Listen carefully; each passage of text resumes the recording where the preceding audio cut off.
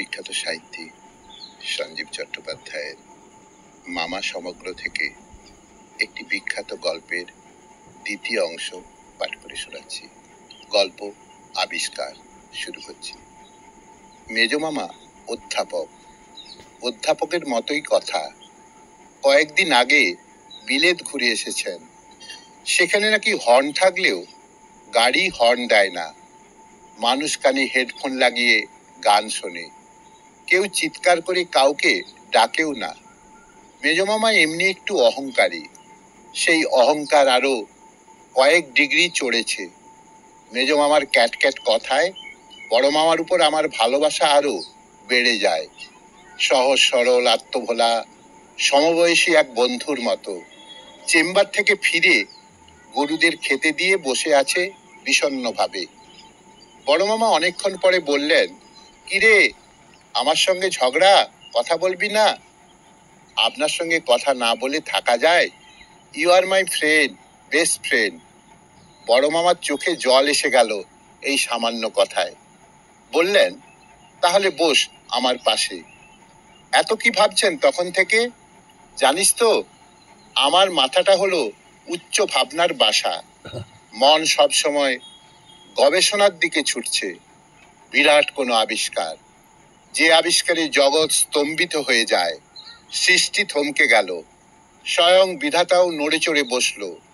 বিশ্বব্রহ্মাণ্ডের মানুষ একসঙ্গে এমন হাততালি দেবে, মনে হবে প্রলয় এসে গেছে। তা সেটা হবে কিভাবে? সেই আইডিয়াটাই আমার মাথায় স্ট্রাইক করেছে, বজ্রের মতো, বিদ্যুতের মতো, গোলার মতো, মিসাইলের মতো। জিনিসটা কি তোর মনে আছে? নিউটন আপেল পড়া দেখেছিলেন, মনে আছে? তারপর তিনি আপেলটা তুলে কচকচ করে খেয়ে রুমালে মুখ মুছে বাড়ি চলে গেলে মানুষ চাঁদে যেতে পারত, মহাকাশে পাড়ি দিতে পারত। আবিষ্কারের আগে দর্শন, দর্শনের পর ভাবনা।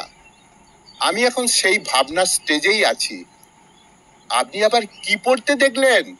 তাল না নারকেল? আরে, পড়াপড়ির ব্যাপার শেষ, ও পথে আর নো হোপ। তাহলে আমি আজ ক্ষেত্রবাবুর বাড়িতে রুগী দেখতে গিয়েছিলুম। সেখানে আরেকটা জিনিস দেখলুম। বললেন বনসাই, একটা ছোট্ট টবে বট গাছ। বললেন 6-7 বছর বয়স। এই দেখ, এই এতটুকু, 1 ফুটের মতো, মোটা গুড়ি, ঝুড়ি নেমেছে ঠিক বটের মতো। ডালপালায় ছোট্ট একটা পাখির বাসা বসিয়েছে। ফ্যান্টাস্টিক। ও আবিষ্কার তো হয়ে গেছে বড় মামা। আরে দূর, ওইটা থেকেই তো আমার আইডিয়াটা এলো। সামনে কি দেখছিস? 3টে জবরদস্ত গরু, একটা কত জায়গা নিয়েছে? লম্বায় 6 ফুট হবে, গোল ব্যারেলের মতো পেট, হাইট 5 ফুট। পৃথিবীতে মানুষেরই থাকার জায়গা নেই, কিলবিল করছে পোকার মতো। তার মাঝখানে বিশাল বিশাল শরীর নিয়ে ভোস ভোস করছে। কোনো মানে হয়? তাও যদি মানুষের মতো, গাছের মতো খাড়া উপর দিকে উঠতো, তাহলে কিছু বলার থাকতো না। এরা সব শুয়ে শুয়ে পেল্লাই হচ্ছে। এ আর চলে না, অসহ্য। তা এর আপনি কি করবেন? আপনার তো হাতের বাইরে। ভগবান যেমন করেছেন, সে তো বটগাছকেও ভগবান বিশাল বড় করেছেন। মানুষ তাকে কায়দা করে ছোট করেছেন। খোদার উপর খোদকারী। আমিও সেই রকম বনসাই গরু করব। বড় মামা ভাবের জগতে চলে গেলেন। নিজের মনেই বলতে লাগলেন, এই 2 ফুট সাইজের ধপধপে সাদা গরু আমাদের ঘরময় ঘুরে বেড়াবে। লোটা লোটা কান, কালো ঝুকঝুকে খুর, মাঝে মাঝে পালিশ করব। বড় মামার ভাব চটকে দিয়ে বললুম, সে গরু দুধ দেবে তো? অফকোর্স, গরুর ধর্ম দুধ দেওয়া।